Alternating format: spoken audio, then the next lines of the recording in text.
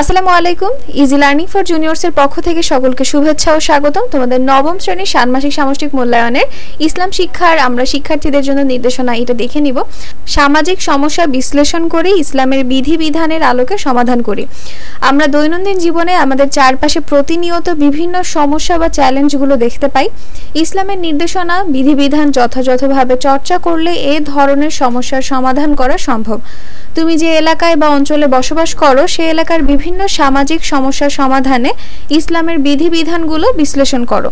কাজ 1 হচ্ছে সমস্যা বা চ্যালেঞ্জ অনুসন্ধান। তুমি যে এলাকায় বা অঞ্চলে বসবাস করো সেই এলাকার বিভিন্ন সমস্যা বা চ্যালেঞ্জগুলোর অর্থাৎ সামাজিক সমস্যা তালিকা করো। এরপর তোমার একজন সহপাঠীর কাছ থেকে জেনে নাও সে কি কি সমস্যা বা চ্যালেঞ্জ খুঁজে পেল। তো নমুনা ছকের মধ্যে একপাশে লিখবে তুমি যে সকল সামাজিক সমস্যা খুঁজে পেয়েছো তা এবং তোমার বন্ধু কি কি সামাজিক সমস্যা খুঁজে পেয়েছে তা।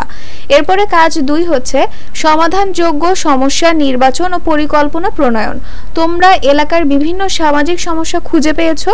এবার 4 জন সহপাঠী আলোচনা করে কাজ 1-এর তালিকা হতে একটি সমস্যা নির্বাচন করো যে সমস্যাটি সমাধান করা তোমাদের পক্ষে সম্ভব হবে। সমস্যাটি নির্বাচনের পক্ষে এককভাবে তোমার যুক্তি তুলে ধরো। নমুনা ছকের মধ্যে একপাশে লিখতে হবে সামাজিক গুরুত্ব এবং ধর্মীয় গুরুত্ব। এরপর তোমরা 4 জন সহপাঠী আলোচনা করে নির্বাচিত সমস্যাটি কিভাবে সমাধান করা যেতে পারে তার একটি পরিকল্পনা তৈরি করে উপস্থাপন করো। সমস্যা বা চ্যালেঞ্জের নাম লিখবে।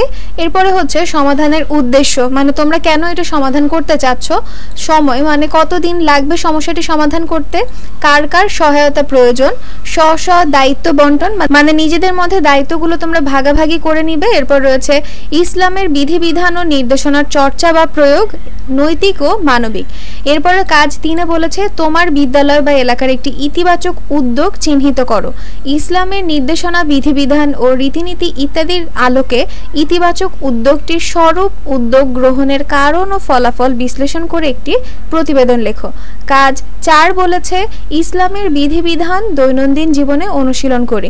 তুমি যে সামাজিক সমস্যা বিশ্লেষণ করেছো মানে তোমার এলাকার বিভিন্ন সামাজিক সমস্যা চিহ্নিত করে সমাধানযোগ্য সমস্যা নির্বাচন করেছো, সমাধানের পরিকল্পনা করেছো ইত্যাদি, মানে যে সমস্যাটা বাছাই করেছো ওই সমস্যাটার ইসলামী বিধিবিধানের আলোকে তা সমাধান করার জন্য তোমার দৈনন্দিন জীবনের কোন কোন ক্ষেত্রে পরিবর্তন প্রয়োজন তা চিহ্নিত করে কিভাবে অনুশীলন করবে তা উল্লেখ করো।